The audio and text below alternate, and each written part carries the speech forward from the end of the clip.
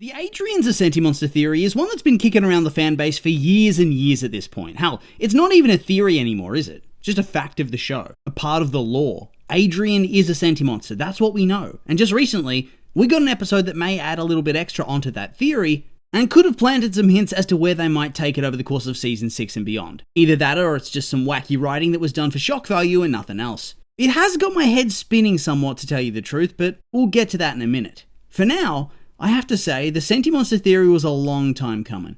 It's a mystery that took years and years to finally properly come to fruition. I'm not really sure when the idea that Adrian might be a senti-monster started to take root within the overall fanbase. For most of the first and second season, what the actual purpose of the Peacock Miraculous was a mystery. It stayed in Gabe's safe and was never used at all, and there was no real hint as to what its powers might be.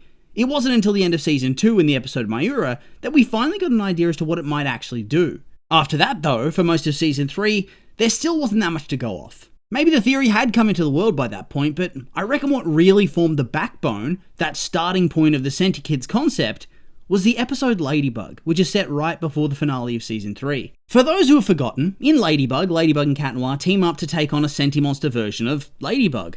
At first she's loyal to Mayura, but eventually she gains a semblance of true sentience and is able to assert her own personality, to make her own choices and be an actual person. In a pretty dark twist, by the end of the episode, Mayura has killed the Senti-Bug off, and she's done for good. She was a very brief character, but one who left a big legacy behind her, as in her wake came the slew of theories, all based on this idea that a senti-monster doesn't have to be a mindless thing, it can be a person with complex thoughts and emotions. Somebody who possesses true free will. Thus, it could make sense that Adrian's a senti-monster. I certainly made videos on this topic around that time, and I even talked about how Felix was surely a senti-monster too. Now, I'm not going to go and claim I originated that specific theory. I almost certainly didn't, but I was an early adopter of it, and I remember so many people shaking their heads at me in the comments, talking about how the Senti theory's stupid and that they'll never go in that direction. That it's a fan-made concept that caught fire and the writers would never pivot. So I do feel rather vindicated on that score right now, after it's all played out right in front of our eyes. I don't quite recall what the response from the writing team was though.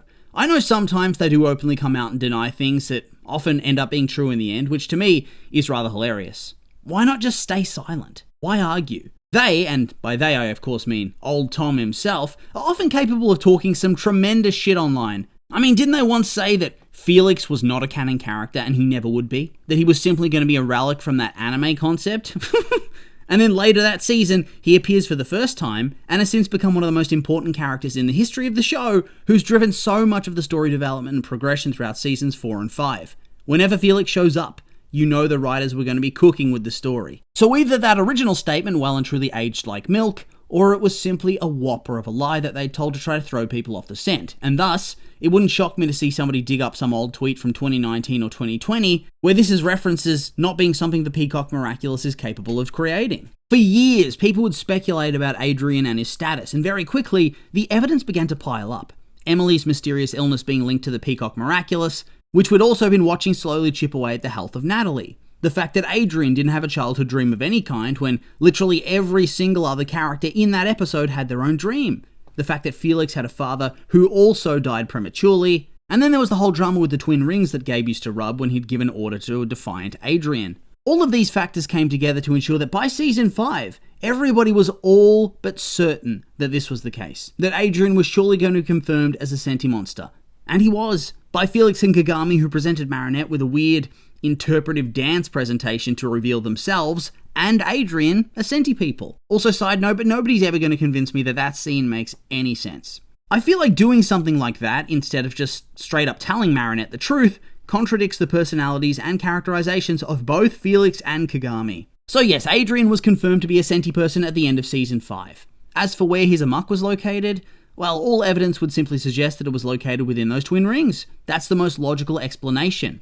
But is it? Is it actually? Or has all of this been a big misdirect? I think there really is some evidence to support both sides of the equation, to tell you the truth. For the 4 side of things, it makes sense that Emily used her rings to house her son's amok. Why wouldn't she do that? You'd want to be able to keep your son safe, so keeping his life support inside a family heirloom that you keep on your person, it makes a lot of sense. It would feel a bit reckless putting it anywhere else. On top of that, we learn through the interpretive dance that whilst Emily and Gabe were happy together, they desperately wanted a child to be proof of their love and bond, to complete their family. So therefore, I think for sentimental reasons, it makes a lot of sense to place the life of your child within the rings you used as your wedding bands. On top of that, we see Gabe go back in time during the course of Season 5 in the first episode, I think it is, and almost intervene in the life of Emily and his past self in the moment before they create Adrian with the peacock. It's not like Emily would be trying to deceive Gabriel, right? Why would she? Why lie to somebody you love about that sort of thing? They seem so in love and romantic there. So from that perspective, deception doesn't make sense. Beyond that, let's also not forget that pretty much every single character in the show that is in the know about this thinks the Amok is within the rings. Felix, Gabe, Natalie, they all believe so. Amelie realistically does as well. They're all competing for the rings across seasons 3 and 4. Plus, we see Gabe give orders to Adrian a number of times, and when he does so, he rubs the rings. At one point, he gives the rings to Natalie, so she'll be able to use the rings to control Adrian in his stead, should the need arise. Surely he'd notice if Adrian wasn't actually being controlled, right?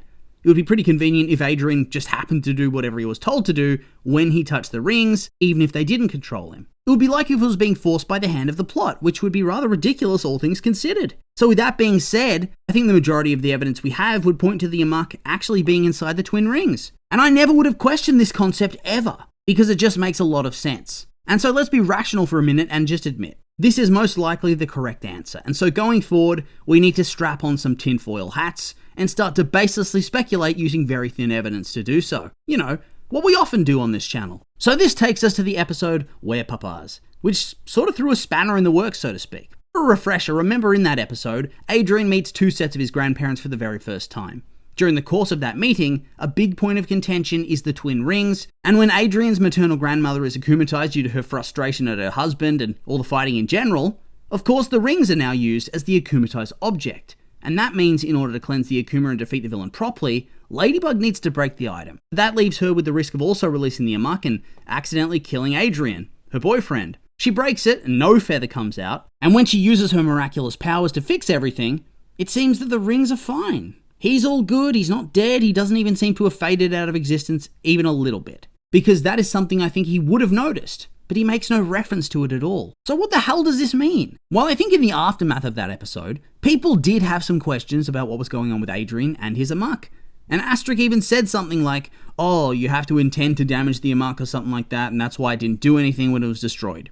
You know, that's just off the top of my head. He might have said something completely different. But it was something along those lines. And because Marinette didn't want to hurt Adrian, it didn't destroy it. I'm not really sure how good an explanation that is, to be honest. On top of that, we've previously established that Astric is willing to talk shit if he thinks it's going to throw people off the scent and keep his plot twist secret a little while longer. The story also seems to just sometimes change its mind halfway through, even if they say something now. But then later down the line, in a season or 2, it might completely be flip-flopped on just because they want to do so. So, I'm not really going to lend all that much credence to the word of God from the writers. The episode goes out of its way to plant those seeds of doubt in you to begin with. Adrian gets locked up inside that big trophy for a reason. They don't want you to see if he gets decommissioned at all. They want that suspense. They don't cut to his POV after that. They want you to question whether she just straight up killed her boyfriend. So we didn't see it happen in the show. We didn't see him vanish, and we didn't hear about it from his point of view. So this lets us get the doubt flowing, doesn't it? On top of that, despite what we thought of earlier, that Gabe was a better father before Emily died, it's clear that it was almost certainly not the case. That he was never actually a very enthusiastic or involved parent. I suppose you could argue that this is because Emily likely started getting sick relatively soon after Adrian was born, created. But it also plants this idea that perhaps Emily knew that he was never going to be a very good guardian figure. She was seemingly preparing Natalie to become Adrian's primary carer this whole time, watching as they fostered their bond, leaving instructions to her where she begs Natalie to look after her kid and be a mother to him. Plus, we know that even before Adrian was born, Gabe cut his parents out from his life completely, and they seem like really nice people, so this is a glaring red flag. Maybe it made her have a contingency plan in place. Maybe. There's a lot of story left to play out, and I feel like Adrian's Amok is a big story thread that's going to be pulled on at some point. Might be this season, might be next. Hell, they might even wait until the end of the saga to pull the trigger, but at some point that Amok is going to be released, and they're going to have to somehow bring him back. And in that moment, we'll finally figure out, for real, where that feather is. But it also begs the question, if the Amok is not in the ring, then where would it be? Even though Gabe did rub the rings when giving out his orders to Adrian, Adrian's also famously spineless if you ask me, so it wouldn't shock me for his courage to begin to falter the more angry his dad gets and the longer the argument goes. Just in time for the ring rub. It would be cheap, yes, but I still wouldn't put it past the writing. But that also begs the question, if the Amok is not in the ring, then where would it actually be? It has to be in something notable to the story, doesn't it? Or at least something that seems notable, even if it's introduced in the upcoming episodes. It can't just be some throwaway item like a can or a plate or something. Maybe they build it up as some big reveal. Maybe Lila gets her hands on it. Maybe Madame Tsurugi. But then at the same time, that would toss out all the development of the rings too. They've had this narrative importance all the way back from season 3 at the very least? I think since Felix's debut? So it does have me feeling pretty confused by it. Would they go so far as to swerve the audience like that? Or is this just meant to be one of those things that doesn't make all that much sense when you dig deeper, but you just have to accept for the sake of the plot? Maybe the ones that Adrian actually has on him are fakes. We've seen that before, and Gabe was able to figure it out, but would Adrian know? It's not like the granddad was holding the ring very long, so he might not have had time to realize it. I suppose there are lots of potential ideas, and perhaps it's too early days to properly figure it out based on what we know so far, but I just felt like it was worth bringing up. And so with all that being said, these have just been my opinions, and now I'd like to hear yours. What did you think of everything we've talked about today? Is there merit to the idea? Or maybe not? Anything you'd like to add? I'm curious for your thoughts, so make sure to like, comment, and subscribe, and let me know.